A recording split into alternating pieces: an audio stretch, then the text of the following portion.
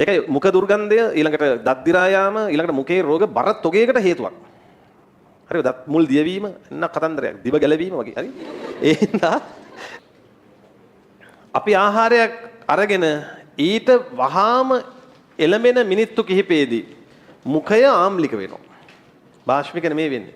ඒ වෙලාවට ආම්ලික pH අගයන් වල වැඩෙන බැක්ටීරියාවන්ට හොඳ chance එක. එතකොට ඒකයි රැට කාලා බීලා දත් මදින්න නැතුව නිදා ගන්නවා නම් අය ගානක් සංවෘත අවකාශයක් කට අරගෙන නිදා ගන්නවා කමකුත් නැහැ.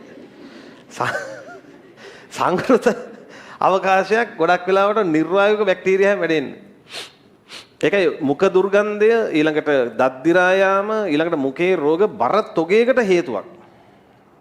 හරිද? දත් මුල් දියවීම එන්න කතන්දරයක්. දිව ගැලවීම වගේ. හරි? ඒ හින්දා දත් මදින්න. දත් මැද්දට පස්සේ ආයෙ මොකොත් කන්න බොන්නත් එපා. කොච්චර කොහොම කිව්වත් මුඛය කියලා කියන්නේ බැක්ටීරියා වැඩෙන තැනක්. එතකොට ඒක එක දවසක් දත් මැදලා සෑහීමකටපත් වෙන්න පුළුවන් එකක් නෙමෙයි. ඊළඟ දවසලත් මදින්න ඕන. හරි? ඒ වගේ එකක් ඉතින් ඒක